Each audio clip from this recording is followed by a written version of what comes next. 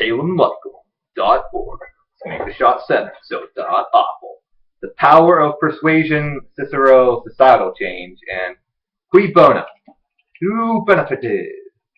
Alright, throughout the history of democracy, men and women have come to power through their ability to persuade.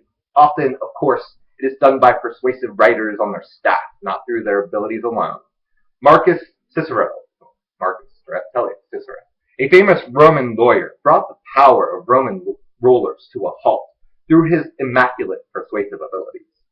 The power of persuasion is unique in that it can, with the right persuasive thought leaders, completely shift the moral zeitgeist in a society. It can bring kings and presidents to their knees. It can alter the course of society in a way that the sword alone never could. Truly, the pen is mightier than the sword. End quote. Cicero's career was launched in one of Rome's most famous murder cases, where he built his argument off of a single question. Cui Bono, or who benefited? At the time, Cicero was going up against the most famous lawyer of the day, who was arguing on behalf of some very wealthy men. Like, think Bernie Sanders, only wealthy, or, the documentary filmmaker, Michael Moore, right? Millionaires. Ultimately, despite Cicero's lowly position at that particular moment, because he went on to be ahead of everything, right? It was his ability to argue which transformed the outcome of the case. The low is a dramatization, or it's pronounced differently. Starting at the trial where Cicero begins his argument. And then there's a video embedded there, you can see that. Alright. I came across this video years ago and it's always stuck with me, and I believe it's always stuck with me because of how powerfully Cicero speaks. And now I can speak somewhat boldly and persuasively, and as argumentation is currently my specialty, and as my skill for it has matured with my education and through utilization of it, via university, but more so through constructive usage of the internet, as opposed to when I'm on Netflix not using it constructively. But I wasn't always able to speak persuasively, and formerly I didn't have a knack for the Socratic style of questioning, nor did I have an adequate knowledge base to justify most of my views, as I currently pretend to. Cicero went on to bring down many corrupt politicians. Of course, all men and women are corruptible, and usually corrupted, once in office. The political outsiders become the political insiders and then get filthy rich.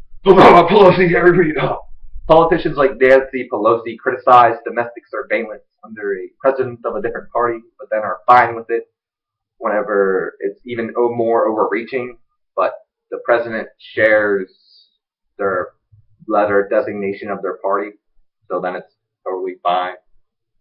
As if the current practices of a president doesn't become precedent, but of course it doesn't. Oh, it's crazy. But for a modern parallel of persuasion changing reality, we need only to look to the U.S. Supreme Court. For a long time, money and speech were deemed separate. Yet money is a vehicular mechanism of speech, and I side with the Supreme Court decision on Citizens United for that very reason.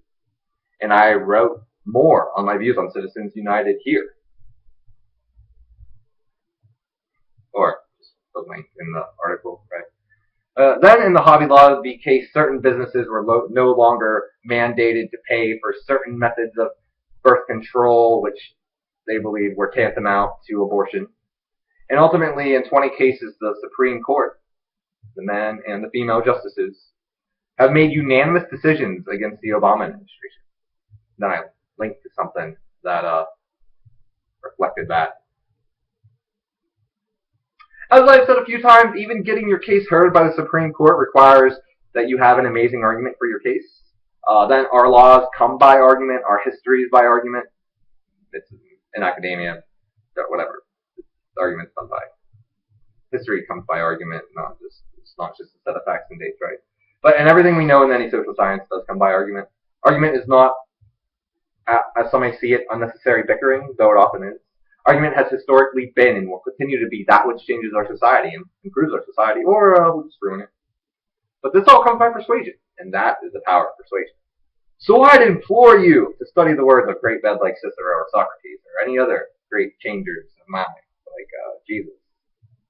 At 305 million followers on Twitter now, or 3,500. Follow me on Twitter at Peace and Powers. Find me on Facebook, Facebook.com/freedom from within. Oh, let's be Facebook friends, right? That'd be cool. Okay, bye.